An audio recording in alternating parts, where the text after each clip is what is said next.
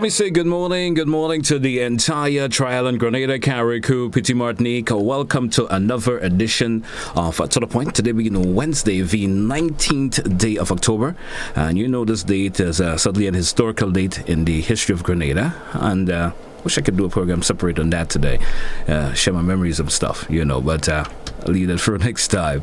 Welcome to our viewers this morning. Those of you via GBN TV, whether it's channel 7, 11 or channels 20, good morning and welcome to The Point. Our listeners via K105, whatever part of the island your listeners from on K105, good morning to you also. Welcome.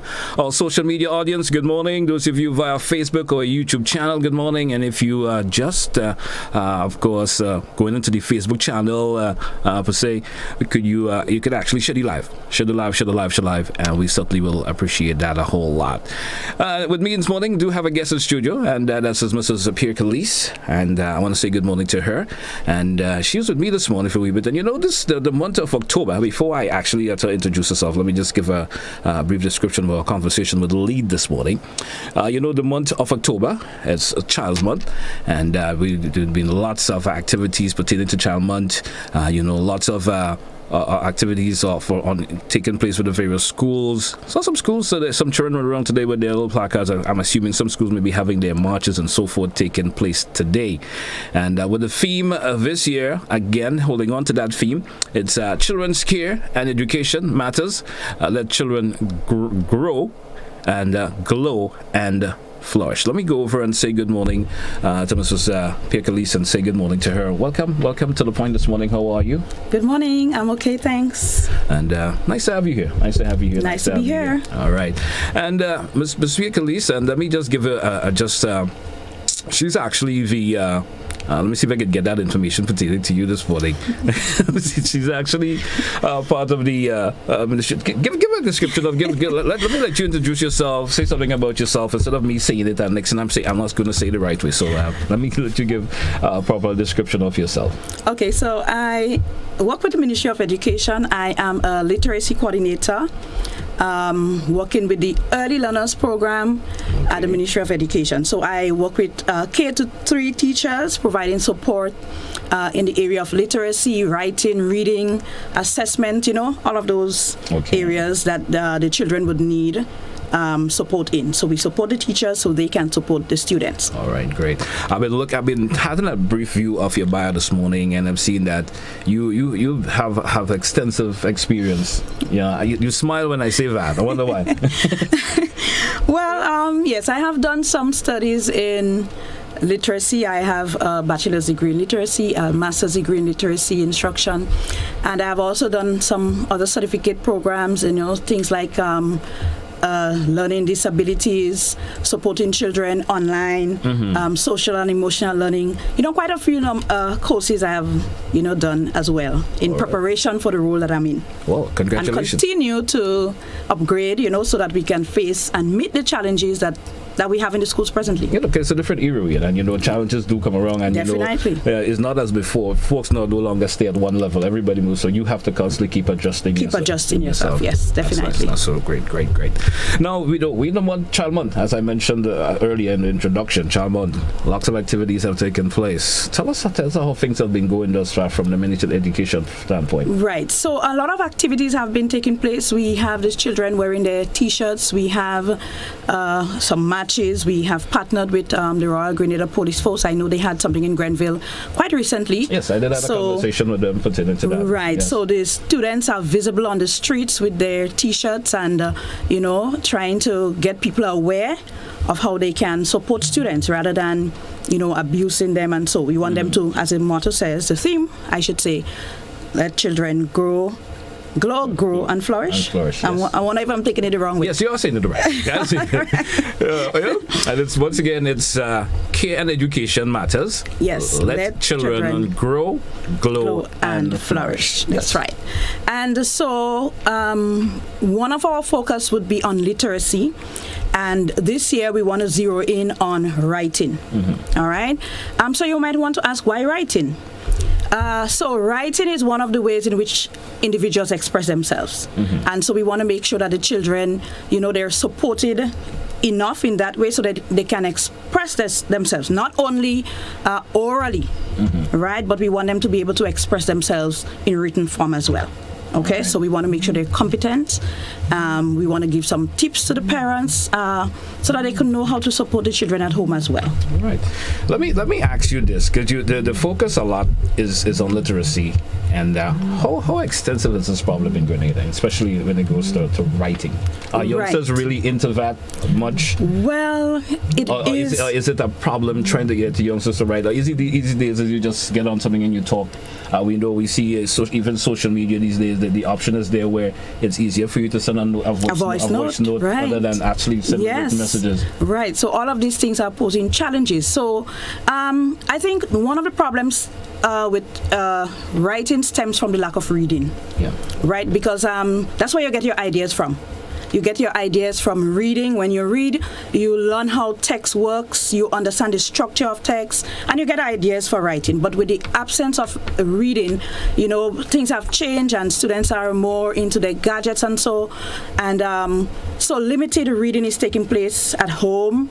And so we're doubling our efforts at the schools. And even this program here, we're trying to get parents aware of the importance of reading, which translates into those ideas on the page for writing. You hit a key point there, home, because it's where one of the key factors in this stems comes in. Right. Because they say that's where your most of your basic education starts. Your basic education begins at home. And most time the education that you get home is mostly the verbal one. Right. So just talk to you. Yes. You understand, which is important. We're not saying it's not important, but then you see it always happens where you get less of where parents tell their sons and daughters, let's write something. Yes. So that's what we're saying. So we want parents to be models as well. So not just encouraging the reading, but you have to make time. Make some time so that you can sit with the children and you could get them to write, even if they dictate the story and you write. All of that, it begins somewhere. Yes. All of that would start motivating and start encouraging the students. So with the reading and encouraging that at home and encouraging other things like modeling. And so, even just speaking to, sometimes the children, if they don't have the confidence, some children lack the confidence and they feel that they cannot do it.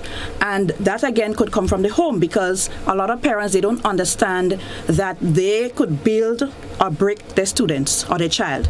So you allow them to talk freely.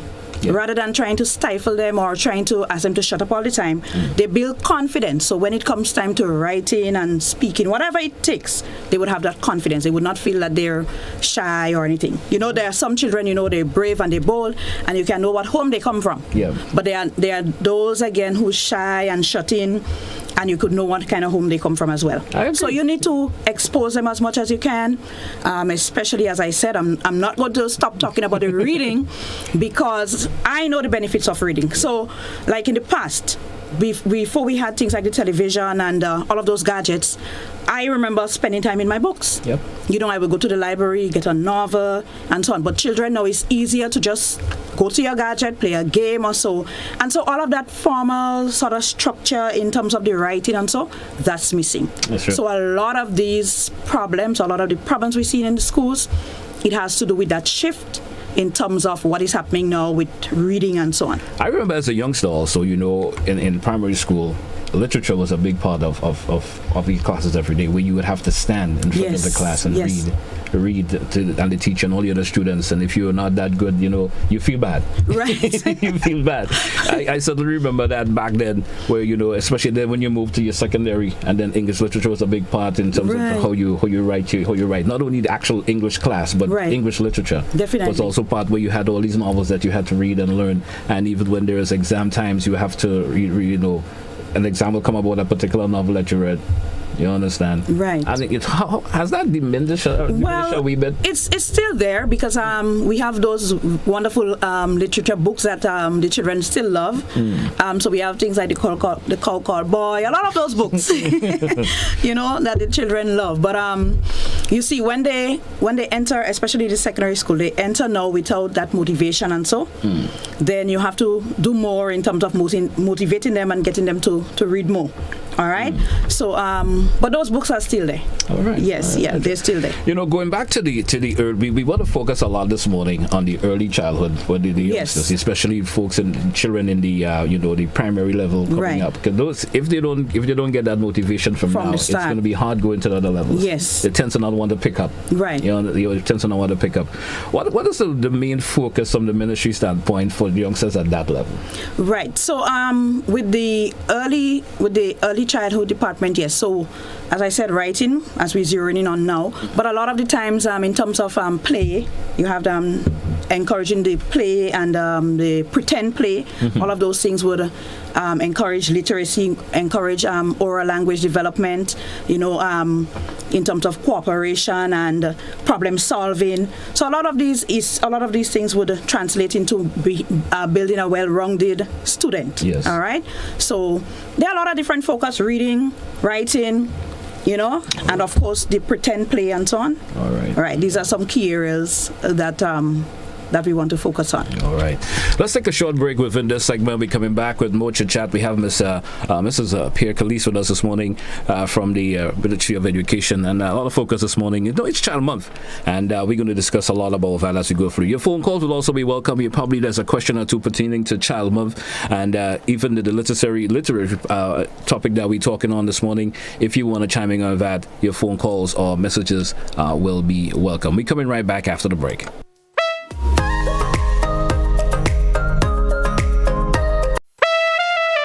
You've asked for it, and now it's here. The NLA announces its new mid-morning draw, commencing September 30th at 9:45 a.m. Yes, you heard right.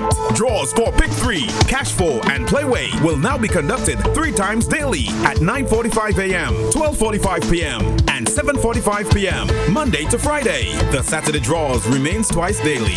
And that's not all. Simply place your non-winning Cash 4, Pick 3, and Playway tickets valued at least $10 from a single purchase in the NLA branded box at your favorite sales location for chances to win 10 prizes of $1,000 each. Whoa! $10,000 is up for winnings. Compliments the NLA. Be sure to write your name, address, and contact info on your entries before submitting. Promotion runs from September 30th to October 28th and would be drawn on Friday, November 4th, 2022.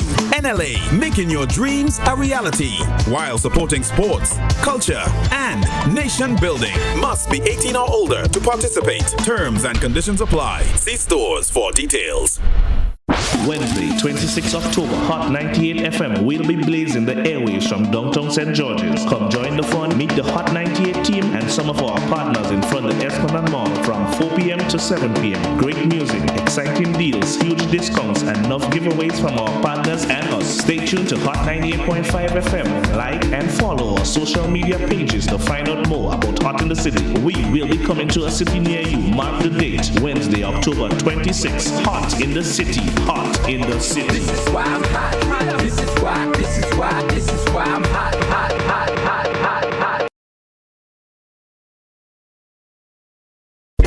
It's the Richard Duncan story on interesting Grenadians. Wednesday, October 19th at 8 p.m. on GBN TV and social media platforms. Brought to you through the kind compliments of ACB Grenada Bank, ECOT Grenada, Gittins Pharmacare, and Hideaway Waterfront Apartments Grand Dance. You won't want to miss it. Wednesday, October 19th, 8 p.m. GBN.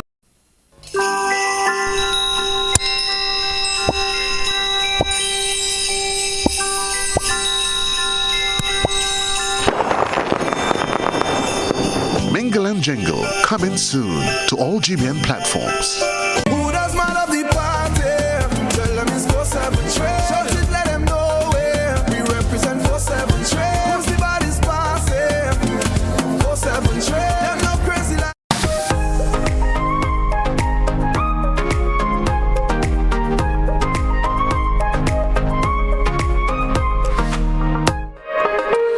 Welcome back once again to our viewers and listeners. It's to the point for today, Wednesday, October the 19th, 2022. And in studio with me this morning is Mr. Pierre Calliste, Mrs. Pierre Calliste with us this morning. And we're talking this morning, of course, It's all about Child Month, as I said before. And we're talking a lot pertaining to how parents and of course you over there. Can you know this, Miss Pierre? Welcome back once again. You know, there's a question I wanted to get in during our first segment, but I didn't get it in for some reason. It didn't get in at all. Sometimes it's not always left up to the parents to help in terms of how a child would be able to educate themselves. And you know, we've seen a lack of that in today's society when it comes to the community as a whole.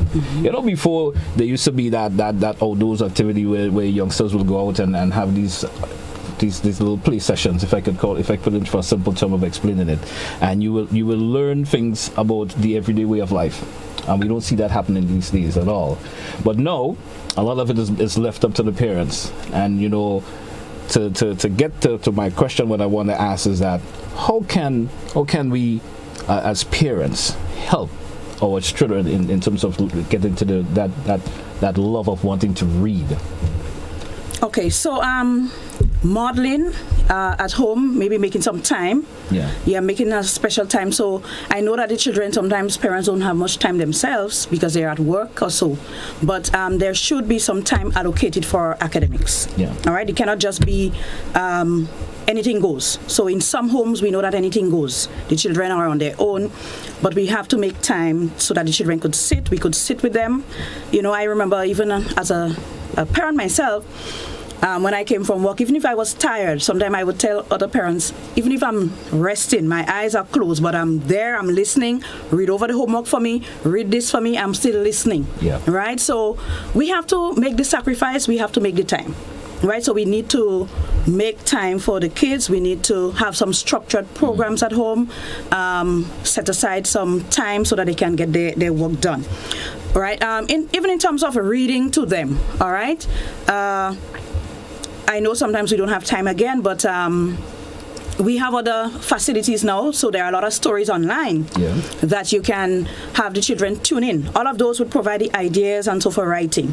All right, there are a lot of sites and so that we can tap into so that the children can listen to stories. Now, you see, when the children listen, you know, sometimes we don't really understand how the brain works, but after listening for a while, you learn those kind of structure. You learn how the story begins. You learn how to express your ideas, you know.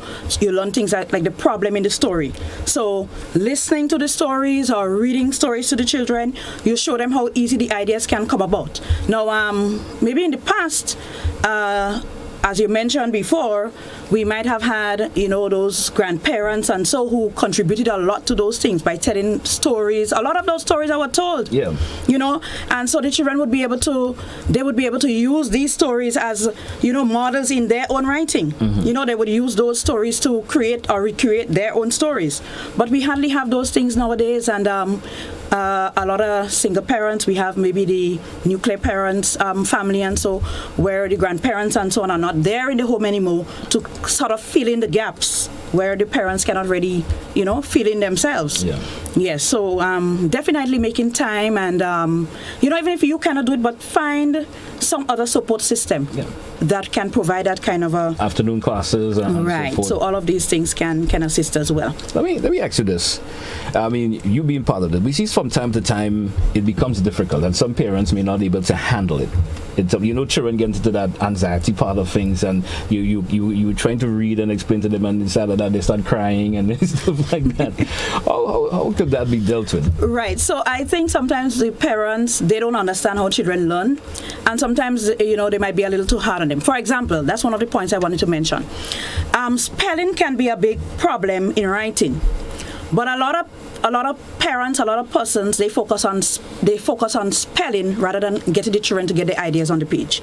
Okay. So when I am working with children, I get them to understand, hey, this is your first draft. So it's okay if you make a mistake in your spelling. You're going to get an opportunity to correct it later. But when the children are at home, or maybe when they're working with somebody who does not know, every 2 words the children write, they would be criticized. or they might be, punished. Of parents speaking loud and speaking and loudly, loud you and- quarrel with them. So all of that would cause them to develop that low confidence. They would start not wanting to write because they don't want to make those spelling errors. Exactly. So the children would write if you let them understand that spelling is okay. Right? It's okay, your spelling errors, because remember, it's a process. So writing occurs in a process. So in another stage of the process, we are going to focus on spelling. Now, I'm saying all of this to say, and I'm going to use a perfect example here, because I remember assisting a child with writing, and we did the writing, but we didn't focus on spelling. So I don't focus on spelling if I'm teaching you to write up front. Okay. And the child went home. I was so excited about the piece of writing because the ideas were there, and I was so fascinated. And the child went home, and the parent, had to call me to ask me about the spelling and what's going on here. So she forgot all about the good piece of writing with all the ideas coming out, and the focus was on this. The wrong words were highlighted more. More highlighted more. And that is one of the challenges that we have. So if we're not careful, we can actually stifle the children because we're telling them, hey, the spelling is more important. Right? Now, while the spelling is important, I'm not saying that it's not, but there is a stage. It's a process. Allow them to put their ideas on the page. Allow them to express themselves. Because even too, one of the other problems that could stem out of that is that children take very long to create a piece of writing. Right? And you would see them laboring or taking, very, very long on a particular word. And that is because they cannot spell the word.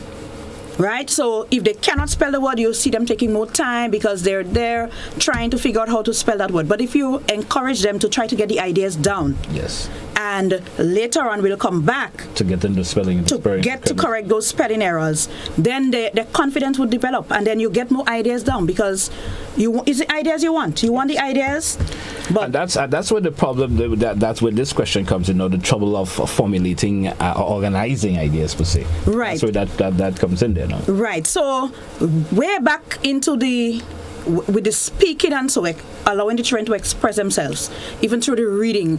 And a lot of the times too, the oral stories.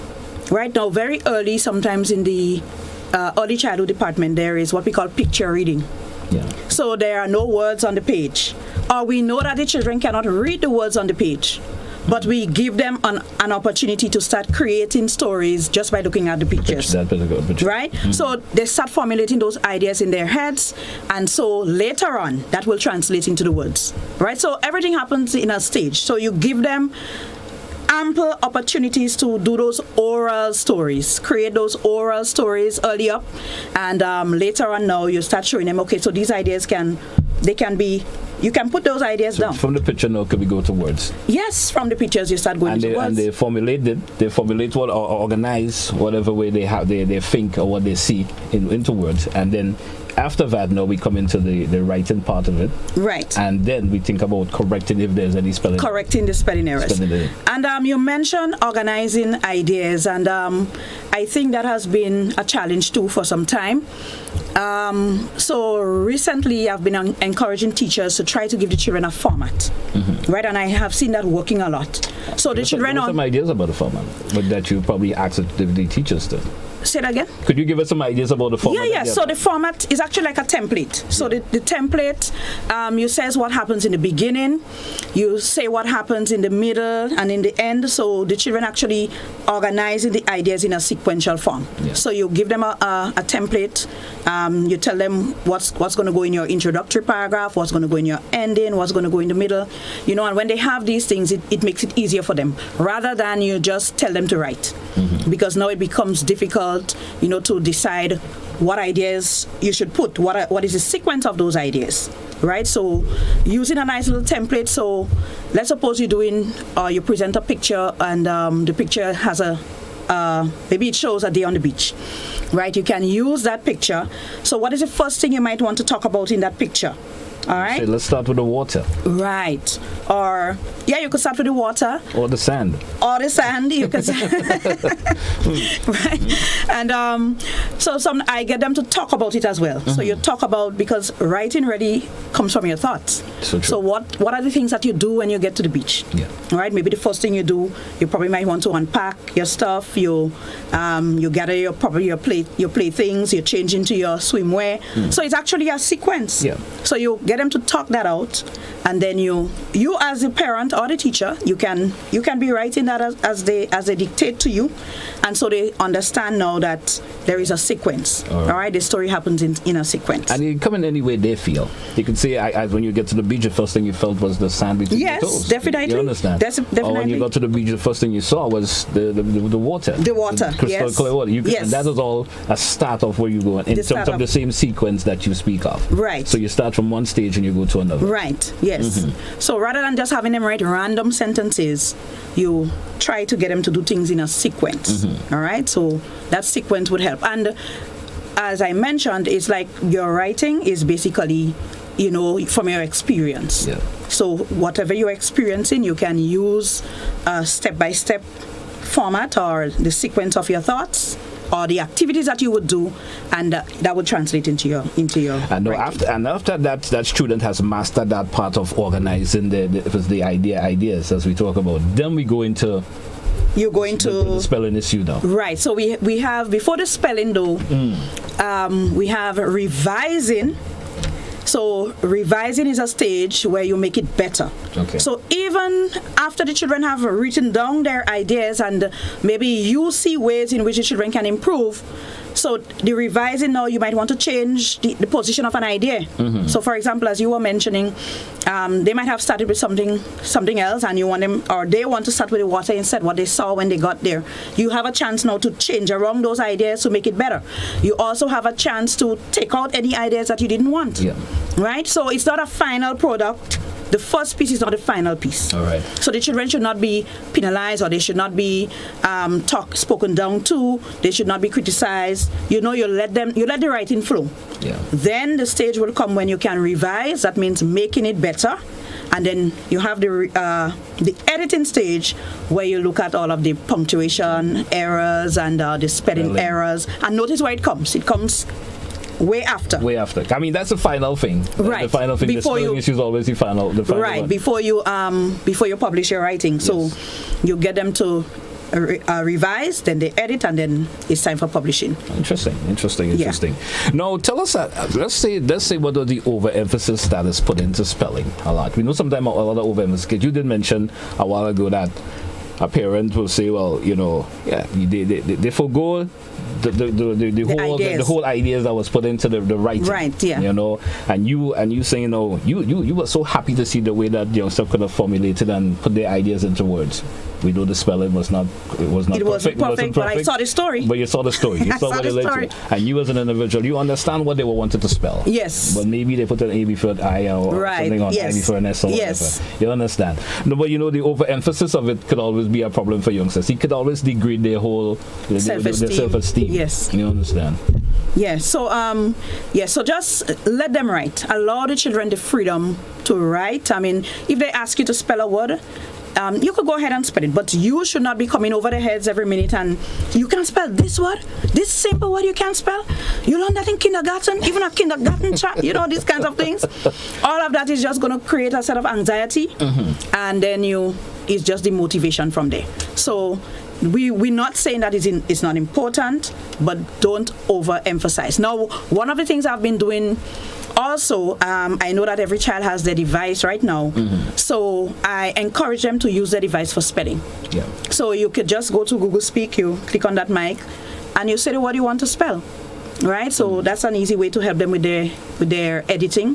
Yes. You encourage them to use their device, because I know some of the words, and for the right purpose too. Right, you know what devices has gotten a lot of youngsters into. Yes, these days, yes. For the right purpose. So that is one of the right reasons for using their devices, so they can use it to help in spelling those difficult and challenging words that they want to put into the writing. And it makes a lot of sense, because it prevents them from having to take so much time So they don't take so much time in terms of trying to figure the word out. They might have seen it before.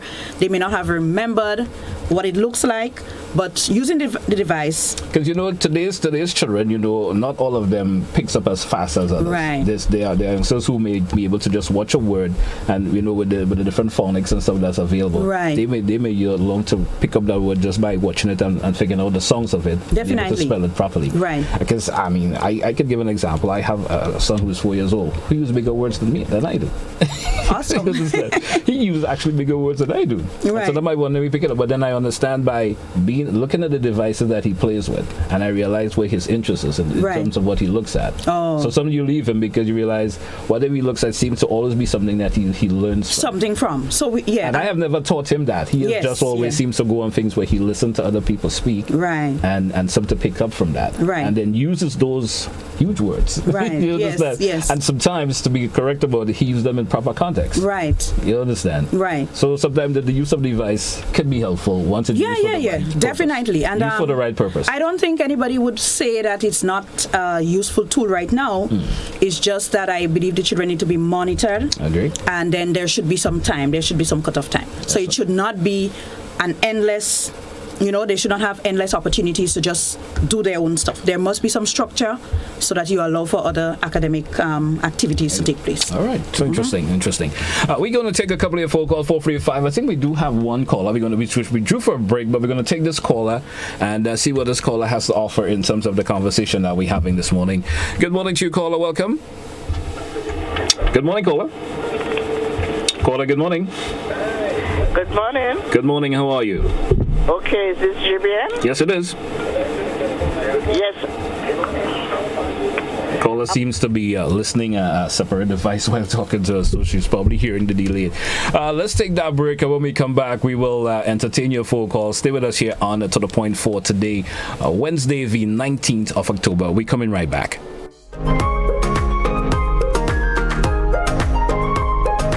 The National Insurance Scheme continues to make it easy to access our services using the MyNIS online platform. Now we're introducing a new feature that allows you to submit your benefit claims from the convenience of your smart devices. No paper, no hassle.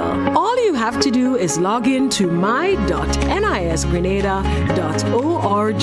Select claims, fill out the relevant information, and click submit. We'll take it from there. It's that simple and that easy. Submit a claim from the comfort of your home as you rest and recuperate. Enjoy the convenience of faster claim processing and monitor the status of your claim every step of the way. We are excited to introduce this new feature to better serve you. NIS is changing the game and the way you make your claim. Access anywhere and anytime with MyNIS Online.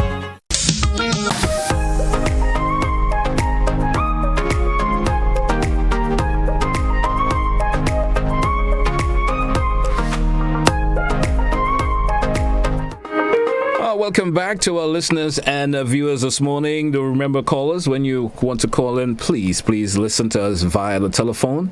You will hear me instantly via listening to the radio, which may have a bit of a delay before you actually pick it up. So please talk to me directly via the telephone. We're going to take a couple of phone calls. We still have some time to discuss more pertaining to children and their literacy in terms of writing and so forth with Mrs. Pierre Calliste. So let's take one phone call in this segment and see who this caller is ready for me. Guess that we lost that caller. 435-2041, giving you an opportunity to probably ask a question or two, or probably you may have an experience that you would like to share with us. We would certainly like to listen to it.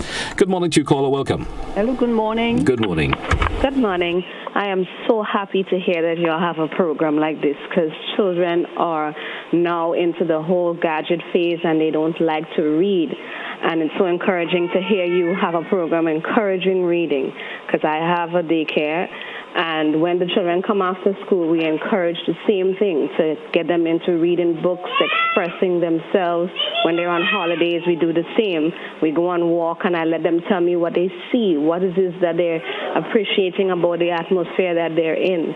And I'm really, really, really happy to hear this program this morning. So thank you so much for having it. Have a blessed day. Thank you so much, caller. Thank you so much. And I guess you also have a happy feeling in terms of of what the caller actually spoke about. Yes, but actually she touched on a very vital point because, the whole idea of experiences for children, she mentioned taking them on walks.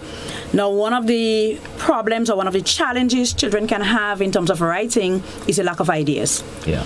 And we need to take the children out. And so, long ago when we had those field trips and the bus trips, these are things that provided children with the ideas. Now, not all students would get a chance to go probably to the airport. We may think that every child knows, but not all children. Not every child would have that opportunity to actually see those things in real life. So giving them the chance to, to experience or to gain first-hand experiences, that's really, really important in terms of writing. So parents, as you go out, encourage to talk, as the lady rightly said. Yeah. Encourage them. What do you like? Encourage them to talk about what they see, and so on, so that they express themselves. You encourage them to express themselves, and we as parents, we need to provide those opportunities, those learning experiences where children have ideas to write. Now, you might wonder, or you might ask, can writing be difficult? And I always say writing could be difficult.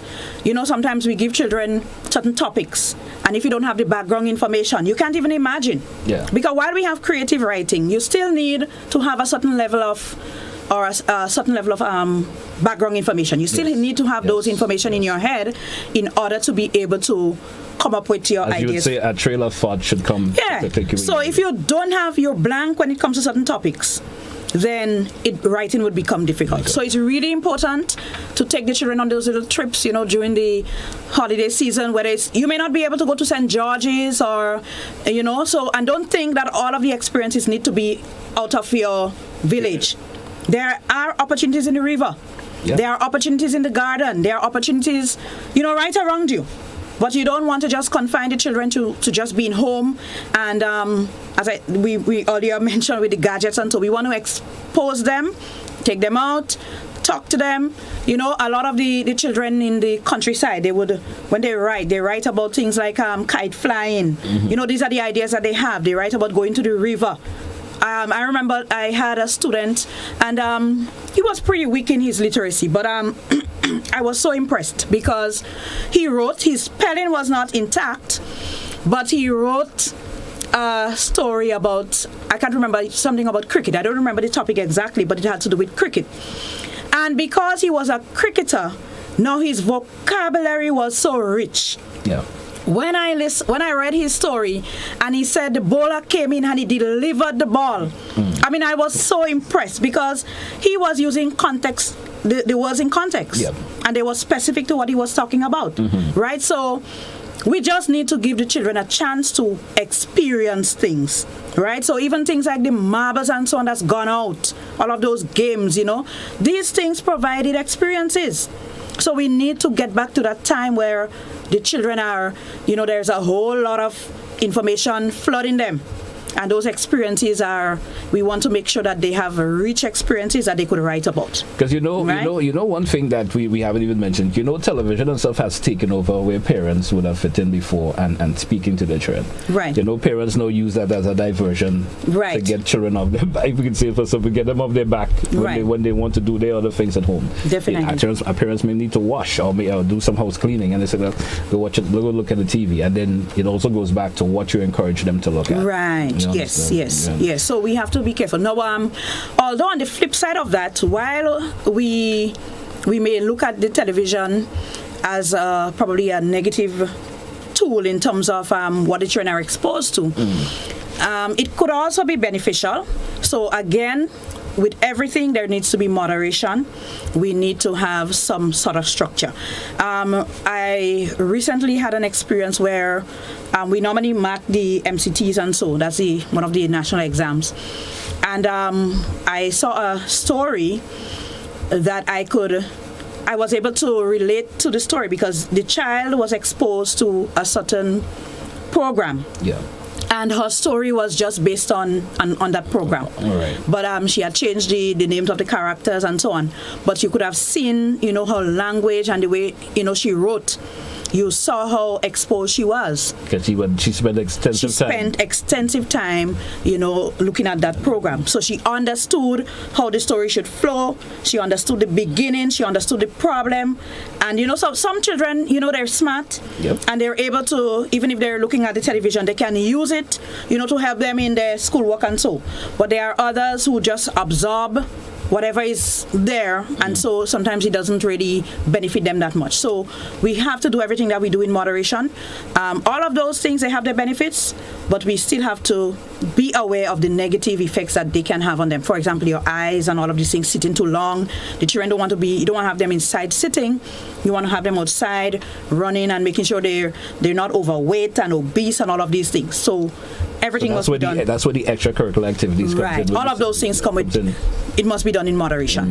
Yeah. So the television, it could provide the ideas for writing too. Yeah. But moderate how the children use those tools and ensure that they're not abusing it. All right. Yes. Let's try another caller this morning. See if we have some information this caller would like to share with us. Caller, good morning. Welcome. Good morning, GT, and good morning to your guests. Now, I'm so happy that the little children, when I see the little children all dressed up in the colors and things, and they're excited. Now, my take is that the people, oh gosh, GT, bear with me, how would I make that point? Every year we have this Children's Day, and we have the marching, and we have This Is Good. But GT, after we have the people that do injustice to the children, in my book, they get away scot-free. Now, we had police officer who was in charge of, I think a couple years ago, and found molesting the child or whatever. And he's outside. And they go to the prison and they come out with, in a couple years or whatever. What I'm coming to say now, GT, is that the penalty for the perpetrators are not... Caller, let me just chime in you 1 minute. I certainly understand the direction that you're going, but our conversation this morning is not on that nature. All right. This morning we're talking about child molestation activity. We're talking about how we can help youngsters in terms of able to read and so forth. So I do understand what you're trying to talk about, but it's not in the conversation we're having this morning. Probably another time we'll be able to entertain that. All right. Thank you so much for chiming in this morning anyway. I understand what the call is trying to talk about, but it's not really the conversation. I guess the whole idea of the child molestation activity is just to create an awareness, not just with the persons out there, but we want the children to understand their rights as well in terms of maybe reporting, things like that nature. So as you said, while we understand, but sometimes when we entertain the conversation, we could just stray from what we really going at this morning. Definitely understood. But we appreciate the points that were made, and I think that's the whole idea of child. It's all idea of child, and it also fits in. Yes. But it's what we discussing this morning is not on that particular level. All right. Now you were telling me about an idea that you wanted to throw out a while ago, because you see conversation I cannot throw your trail of thought off. Just throw your trail of thought off for a wee bit. And what was it again? So we want to also encourage parents to celebrate their children's writing. Yes. Right? And that point stems from the one I made a while ago in terms of the spelling. Right? So the children, when you celebrate and you praise them for their efforts, I have seen praise working wonders. Praise work miracles. Now, a child brings a piece of writing to you. While it may not be of the best in terms of the spelling, the ideas are there, you understand the writing, celebrate that piece of writing. Praise them for their efforts. Maybe you might want to put it up on the fridge. Yes. Send it over to a friend, text it somewhere. And let the children hear you praising them and encouraging them. Now, the next time they write, they would want to do even better. Now, that's how praise works. Exactly. You praise today and tomorrow you want to do better. Yep. Right? So celebrate the little efforts that the children make, even if they're in kindergarten, the smaller ones. Sometimes they write little notes. Yep. The spelling might not be there, but the note is there. You can see they're telling you enjoy your day, or they like your hairstyle or whatever. They do that all the time. You know, sometimes they bring home those little cards. Yeah. I love you, mommy. I love you, yes. daddy. And we know the spelling is not on top, but and sometimes the effort is there, Mm-hmm. and you see the interest, and you want to motivate them to continue writing. Yes. Right? So I really, really want to implore on our listeners out there. Mm-hmm. It begins from how you encourage them. Encourage those things. One of the other things too, in terms of encouraging them, sometimes little drawings. Yes. They may start with drawings. The ideas would come about in terms of little drawings. You could encourage them to write a one word, even if it's not a whole sentence, but they can write one word about the picture, or they can tell you about the picture they wrote. Yeah. Tell you a story about the picture they wrote. All of those little things. Mommy, daddy, this is what I write. This is yes. what mommy's walking and daddy's walking, yes, or whatever. Even though they may not be able to write the written word about whatever is there, but that drawing, it actually depicts something says, what they want to say. Yes, it says what they want. But they just haven't gotten to that stage yet where they can write what they want to say. You understand? So it is important that we motivate and celebrate their writing. I know we used to have a program on GBN. Was it GBN one time where children were encouraged to send in stories? I wonder if it was GBN. Maybe not in my time. But I remember sending in stories, Yeah. I can't remember where it was, but I know the newspaper did it at one time. Mm-hmm. So all of these little things could come back. Yeah. We need to, as a community, not just with the parents, but as the community, what ways can we support the students in terms of their writing? It would certainly help a lot in the distraction that there is in the world today. If you want the youngsters to be able to write about things about they feel about, and express it, and you said get the praise for it. Yes, Hear their name being called on radio and television. Yes, definitely. So and so did this writing, and we enjoy it. It was nice what we saw you written and so forth. Yes, I understand where you're coming from. Let's entertain another caller. I hope I can this caller as a conversation that we'll be able to discuss and what we're talking this morning. Caller, good morning and welcome. Hi, good morning. This is a very interesting topic. Reason for saying so is because when I was in school, English language and literature was my two favorite subjects. I topped them with 1 passes. And so my daughter has come out with the same thing. Reason, you see, using syllables, it's a miracle working thing as well, as my good lady is saying. When you can use syllables to help the children pronounce the words properly, it's good. And I used to take syllables and make little songs, and she would sing them, and that is how she benefited learning spelling, writing, and reading very well. That's why I love children. I'll go all out for them. Have a blessed day and continue your good work. Thank you so much, caller, for that information this morning. Not, of course, I get you there by the caller. Yes, so I think she zeroed in on the point of spelling. That's a very good strategy, as she mentioned, for spelling, especially in terms of the writing. Now, words are made up of parts, and those parts are called syllables. So if children understand how words work, for example, you want to spell the word information, that word actually is made up of parts. In, and I'm sure they could spell in. Yeah. So they look at it, the most children, they listen to the word as a whole, and they do not take it apart. But if you break them into their syllables, the spelling becomes easier. So in, for, that's 2 words you know how to spell already. Exactly. Right. So that's a very good point she made. All right. Yeah. Let's try another caller this morning. Caller, good morning. Welcome. Hi, good morning to you, and good morning to your guest this morning. I'm listening intermittently to the conversation. Very, very interesting and intriguing. Well, in an earlier life, I used to be a teacher. That's many, many moons ago. But I heard you emphasizing the importance of not confusing the kids when they're doing creative writing. And I agree with that when they're learning to express, give them a chance to express. However, it is important that they have a coordinated approach to being able to read and write. There was a program that I did in the 70s, probably before you were born, by some experts. I think the guy was American, the lady was English. It was called the Writing Road to Reading. The Writing Road to Reading. You sung the word, you write it out, and then you read the word. So at the end of that session, the children can identify the word, they can read it, and then you give them in a sentence. So while we don't want to kill their creative fervor by confusing too many things, we have to also give them that coordinated approach. So when they go through certain stages, they know all the basics and they can express themselves in writing. Because sometimes if you write things that cannot be read, I mean, the thought is lost. It says something totally different. So yes, don't confuse them, but we have to still at the basically early levels show them everything. They have to learn to sing the words that they write. They have to be able to write it legibly and to be able to read it if they see it later on. Thank you very much. I thought I'd just say that. Thank you so much, caller. Very important point there. Yes, very, very important point. And I like the strategy that he mentioned, the writing road to reading, where the children listen to the word, they sing the word, and then they write the word.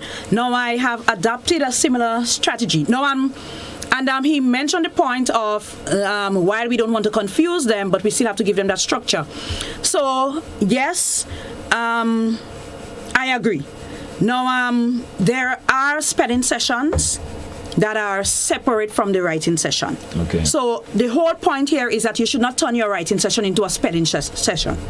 So we have on the timetable, or we have slots in the school day for spelling, and maybe as we're encouraging the parents, I think that's the point we're trying to make.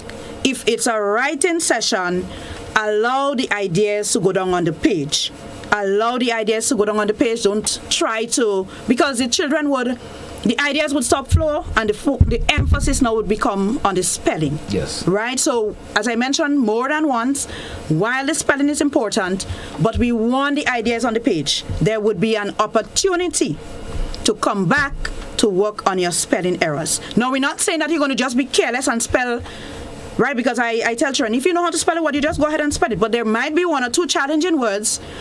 You try your best with it, and the opportunity will come where you can come back. Fix that part of it. Fix that part of the word. But the spelling, that is a really good strategy that I myself have adopted that strategy. So I have some steps that I teach children to spell. Mm-hmm. So the first step is to listen to the word. So if the teacher is a word caller or the parent is a word caller, you listen carefully to the word.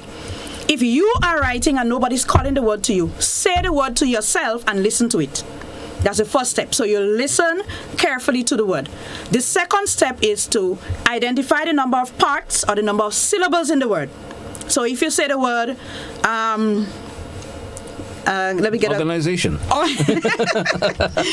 Organization. So you say the word and you identify the number of parts in the word. And then the next step is that you write the word syllable by syllable. Yes.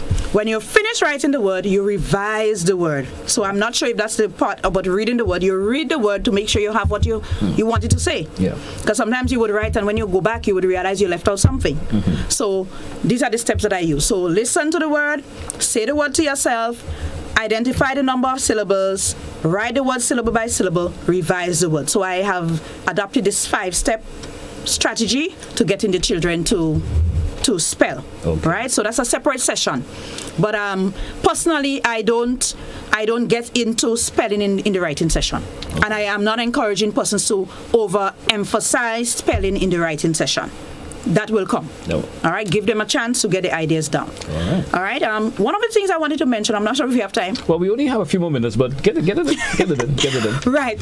So a very good strategy that I use, I like to give practical strategies. And I like to give those that I use myself. So I use the journal writing with my kids. Mm-hmm. Right? So I had them get a nice notebook. It doesn't have to be anything special. And they would write daily in that journal. All right, so daily journal writing. It can be anything about the weather, how you feel today, just writing daily. Now, when they were out of ideas, what I did, I knew their interests. Yeah. And so I would cut out pictures from magazines and so on. Mm-hmm. And I would stick it in the journal. And then I would have them write about the picture. So, for example, my daughter liked to dress up. So I would cut up, I would get those magazines with all of the designer outfits and so. Yep. I would put those in the journal and she would write sentences about them. So you know what your child's interest is. You can use journals, not just, they might run out of ideas, but you can put pictures in there and have them write about the pictures. Maybe they want to go on a trip. I remember a time I had a plane and I got something from a Liat magazine in those days. And I had it in the journal, and my daughter wrote, she really wanted to go to America. So she wrote about wanting to go to America to see grandma and so on. And just because she saw that plane. And just because the picture became the prompt. All right. So sometimes the children would need those kinds of prompts because, they would probably run out of ideas if you're writing a journal every day. Now, when I kept a journal myself, so we decorated our journals, and every day I would write in my journal, we would read it together, and they would be allowed some time to write in the journal. So I think that's a very, very good way to get them to write. They see you writing, so you're modeling one. You getting to read, and then you now motivating the children to write as well. And you have some prompts when you run out of ideas. Get some nice pictures, stick them in there, and encourage the writing. Right. I think we may have time to entertain just one more caller, and then we wrap the program up for today. Good morning to you, caller. You just have 30 seconds to give you information. Good morning to you. I love that program very much. But what I would like the teachers and them to go back to do, there's a thing they call copywriting, and there's another thing they call transcription. That is to help you to write and so forth. And I wish they could go back to that. And the idea of spelling, I would like them to teach the children to break up words, spell it in syllables, and they would do the pronunciation better. Thank you very much. I know you come to the end of it now. Thank you so much, caller. Back in my day, caller has a point there in terms of the spelling. Back in the day, in primary school, there's something called dictation. You remember that? Yes, I did dictation. It was one of those things that I hated, but I used to find reasons not to go to school that day because dictation. But it has its benefits. But then it had its benefit because the teacher will call out and it encouraged you to write a word and spell it correctly. Because every one you get wrong, there'll be some repercussion. Ms. Pierre, Calliste, I want to thank you so much for coming in this morning. And as some of the callers alluded to, it was a very interesting program this morning. And I know a lot of parents who may have listened may have learned a lot of ideas in terms of helping their sons and daughters to do better in terms of writing and even expressing themselves. And then after they express themselves, they can even put it in words. Yes. Because it's one of the important factors that is needed today. And it all goes in aiding of sensitizing, parents and the general population about Child's Month and things that we could do to benefit them a whole lot. Yes. Any final words you want to try before we wrap for today? Well, it's a work in progress. Don't expect miracles. Yeah. Right? But the point about celebrating the children's writing, I think that's where it could begin in terms of praising them and so praise their efforts and whatever little strategy, something that I may not have mentioned here, but you might have a little strategy. It doesn't have to be something you saw in a book. And it's working. Mm-hmm. Share it with somebody else. We have all of these group chats nowadays. You're on a school chat, share it with parents, share those ideas, and because we want our children to be able to express themselves. Writing is like the gateway to success.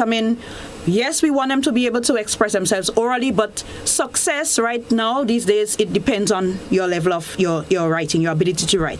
CXC, CPA, all of those exams, they're written exams, and so we want the children to be able to succeed. All right. Yeah. I want to thank you once again, and hope we could have a conversation like this some other time again, maybe on a different topic nature, and certainly you're welcome to come back and do so. Have yourself a great day. Thank you. Hey folks, that's how we wrap up To The Point for today here on the K105 and the GBN TV. I want to say thank you those of you being part of it. Join me again for another edition of To The Point. That will certainly be tomorrow. Thanks once again. Have a great day, folks, and thanks for being part of it. Until we do this again, goodbye.